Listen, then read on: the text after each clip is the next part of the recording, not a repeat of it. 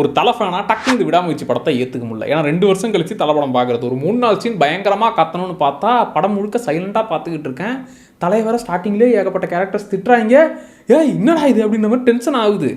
போக போக பார்த்தா அந்த மனுஷன் லவ்லையும் ஃபெயிலியரு, அங்கே சுற்றி எல்லாருமே ஏமாத்துறாங்க, மொத்தமாக அவரை லாக் பண்ணிட்டாங்க, இவரால் எதுவுமே பண்ண முடியாதா அப்படிங்கிற மாதிரி ஒரு சாதாரண கேரக்டராக காமிச்சது. மகிழ் திருமணி இன்டர்வியூவில் சொன்ன மாதிரி, தம்பி இதில் மாஸ் இருக்காது, பில்டப் இருக்காது, எக்ஸ்ட்ரா எதுவும் இருக்காது, அந்த மைண்ட் செட்டெல்லாம் மூட்டை கட்டி வச்சுட்டு வான்னு சொன்ன மாதிரியே இந்த படத்தில் பண்ணது, அந்த ரிஸ்க்கை எடுத்தது பெரிய விஷயம். அண்ட் விஷுவலாக அந்த இடத்த காட்டின விதம்லாம் சூப்பராக இருந்துச்சு. ப்ளஸ் லவ் ட்ராக் ரொம்ப வருஷம் கழிச்சு தலைப்படத்தில் பார்த்தது நல்லா இருந்துச்சு. ஃபர்ஸ்ட் ஹாஃபில் சில எதிர்பார்க்காத மூமெண்ட்ஸ் அதுவுமே ஒர்க் ஆச்சு. எனக்கு ஃபர்ஸ்ட் ஹாஃபில் டோட்டலாக நான் வந்து கத்திக்கிட்டே பார்க்கணும்னு அந்த மைண்ட் செட்டை உடச்சி விட்டு அவர் சாதாரண மனுஷன் தான் மொத்தமாக லாக் ஆகிட்டாருன்னு என்னை ஷாக்காக்கி விட்டது நல்லா இருந்துச்சு. ஆனால் செகண்ட் ஹாஃபில் அதுக்கு ஈக்குவலாக அவரை ஸ்மார்ட்டாக டீல் பண்ண வச்சிருந்து இந்த சுச்சுவேஷனே மொத்தமாக ஒரு ஸ்மார்ட்டாக ஹேண்டில் பண்ணியிருந்தாருன்னா எனக்கு சாட்டிஸ்ஃபைங்காக இருந்திருக்கும். எனக்கு அந்த இடத்துல தான் பிரச்சனை. ஏன்னா மகிழ் திருமேனி படங்களில் எனக்கு பிடிச்சதே ஒரு சீனை அந்த மனுஷன் ஸ்மார்ட்டாக எலிவேட் பண்ணுவார். நீங்கள் கழகத் தலைவனில் ரயில்வே ஸ்டேஷன் சீனை பாருங்கள், இல்லை அவருடைய தடம் படம் பாருங்கள், எல்லாத்துலேயுமே அந்த மனுஷன் மாசாக அந்த சீனை எலிவேட் பண்ண மாட்டார். ஸ்மார்ட்டாக தான் அந்த சீனியை அப்படி அடுத்த கட்டத்துக்கு போவார். அப்படி ஒரு 3-4 சீன் இதில் வச்சிருந்து அதை அனிருத் கன்ஃபார்ம் வாசிச்சு தள்ளியிருப்பார். இந்த பக்கம் ஏகே ஸ்க்ரீன் பிரசன்ஸ்லேயே தூக்கி சாப்பிட்ருப்பாரு. அந்த மாதிரி மூமெண்ட்ஸ் இதில் இருந்திருந்தா